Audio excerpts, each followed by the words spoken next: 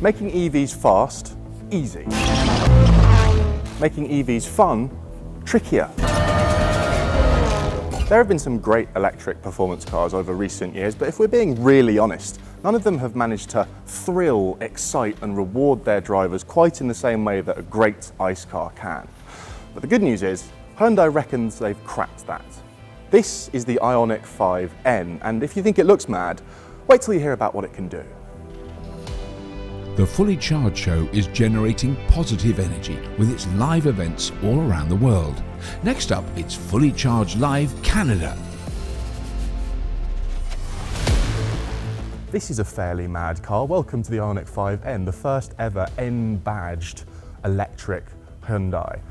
A little context, it's worth noting that the N performance badge very much represents the ideals of fun over fast. They are quick, but that's not the main point of them. And that's music to my ears, given that most performance EVs we've seen so far have been big on fast and slightly lacking on fun. And rest assured, Hyundai have thrown the kitchen sink at the Ioniq 5N in order to assure that it is worthy of that badge. This car has features that I've never heard of before, and those features have features. So many performance EVs that we've seen have just been the base car with more power and less range, a little bit half-assed. This is not half-assed.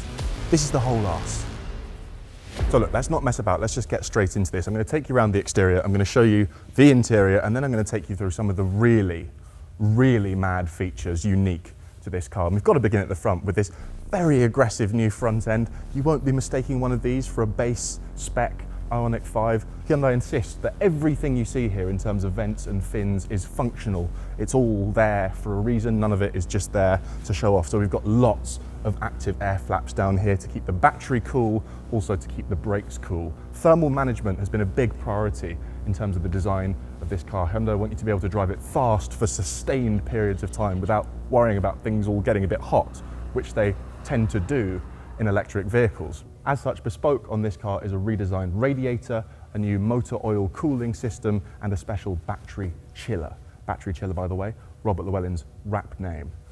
It's a little bit longer and wider than the base Ioniq 5. That's as a result of jutting bumpers and spoilers and a thicker stance befitting a performance car. About 4.7 meters long, just under 2 meters wide. I do wish it was a bit smaller. I wish that for standard Ioniq 5, but that's by the by at this point. Wheels are a special new 21-inch aluminium design just for the N, wrapped in super sticky Pirelli P0 tyres. Big brakes, in fact the biggest brakes ever fitted to a Hyundai, but not massive brakes, considering that this thing is going to be very fast and inevitably really quite heavy. And the reason for that is Hyundai really wants to make use of regen braking, even with this performance version. They reckon that day-to-day, 80–90% of your braking will be done regeneratively, and even on a racetrack that will be 40 or 50%. The regen brakes on this car are capable of generating 0.6 G of deceleration, just the regen on their own, which is a new record for regen braking. I'm really into this idea of harnessing things that are unique to EVs, like regen braking, and ensuring that they remain in a performance version of the car. And Hyundai also insists that the transition between regen braking and then the disc brakes, when you press really hard on the brake pedal, is absolutely seamless. In some cars it's a bit jarring, you can feel it switching from one to the other. Allegedly, not so with this one. We've got an all-new suspension setup for the N version. That's not entirely surprising, given that the base 5 is sort of set up for lovely squishiness, and it is nice and comfortable. This inevitably going to be a little bit stiffer, a little bit firmer to ensure that it stays nice and flat through corners. Speaking of stiffness, almost everything in the car has been stiffened up. There's more welding points. The battery housing has been stiffened. The anti-roll bars have been stiffened up. Everything has been tightened to ensure that the whole car handles a little bit better going through corners. Under the floor, we've got an 84 kilowatt-hour battery for the N. That's the biggest battery we've seen yet in an Ioniq 5. It's going to need the extra range because it's going to be using that battery energy up a little bit more generously when you plant your foot. Inevitably, it's dual motor. That's the only version that we're going to get for this N.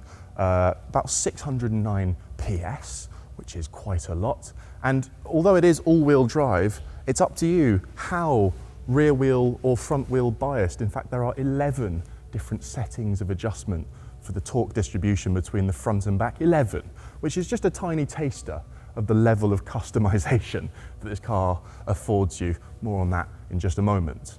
Moving around the side, we see a bit more functional aero. We've got a little air curtain here so the air sweeps cleanly over that wheel, and oh, yeah, that's an aggressive bottom. That's proper touring car stuff. Have a look at the stance on it from this angle. When you look along the side of the car, you can see how those arches are flared. It looks so aggressive. This big jutting rear diffuser is fantastic, so aggressive. I love the way that they've mirrored the pixel-like motif here in these motorsporty reflectors. And it's worth keeping in mind, amid all this madness and these aggressive design features, this is still an Ioniq 5. For my money, the best electric family car in the world right now, which means it still has a blummin' big boot. That hasn't been compromised. It's still got vehicle to load functionality as standard. It's still got 800 volt architecture, meaning it charges faster than any other electric car. They've even added additional practicality. Rear windscreen wiper. One of the major complaints about the standard Ioniq 5 is it doesn't have one. They've added one. There you go. Ioniq 5 whingers. But let's get back to the mad stuff, because that's really what we're here for, aren't we? And there's a little Easter egg, actually, that's been running through this video since it started. I wonder if any of you have picked up on it. Can you hear that? It's idling. Come inside.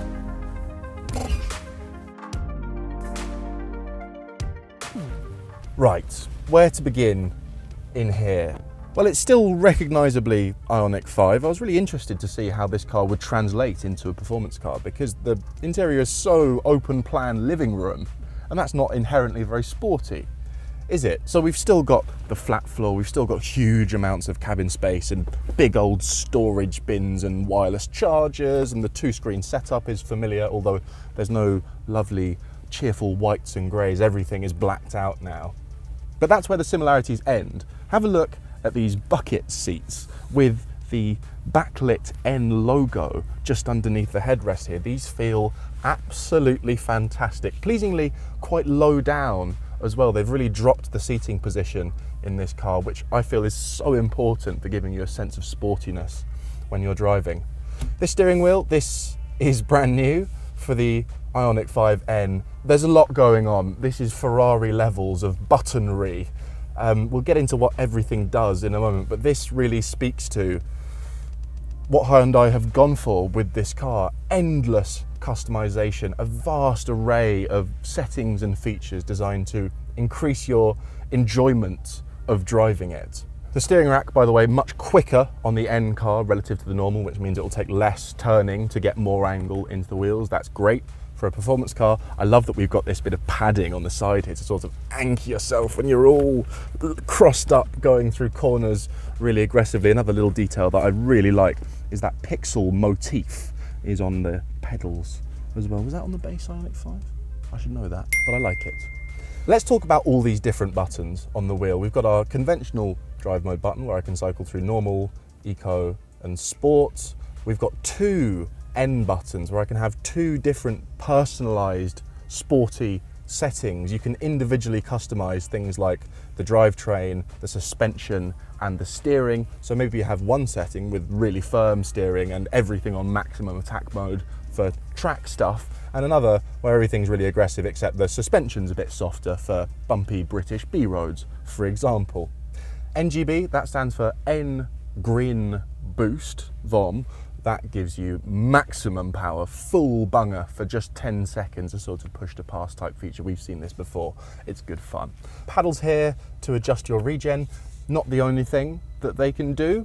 We'll get back to that in just a second, but that's just surface level stuff. You've heard all of that before. That's pretty standard performance car stuff. Let's go a layer deeper now. Well, okay, we've got launch control, take that as read. We've got our G-force reader. This is the level of customization that we're talking about. We've got 4 different settings for our motor, 3 for our steering, 3 for our suspension, 3 for the electronic LSD, ESC. We've got different heads-up displays. Again, we're just scratching the surface here. This is still not especially crazy. This is especially crazy. Within our N race mode, there are 2 different options. You can have sprint, which is sort of qualifying mode, maximum attack, And that's with regard to the battery temperature. It's giving you the optimal temp of battery for maximum performance. Or you have endurance, which is sort of like an eco race mode, which is to say, it's going to allow you to drive really, really fast for sustained periods of time by keeping the battery as cool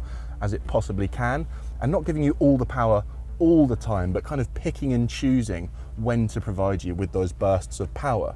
How does it know when to provide you with those bursts of power? Well, because you can tell the car in this screen here which racetrack you're on, and then it'll go, oh, you're at Spa, you're about to head through Eau Rouge, you're going to need a big arse load of power, here you go. Likewise, you can precondition your battery for either drag racing or a long racetrack session. This car was developed on the Nürburgring, endless laps of the Nürburgring, and it really gives the impression that they want you to take it on track. How many people will, I wonder? Well, they might be tempted once they're sat here.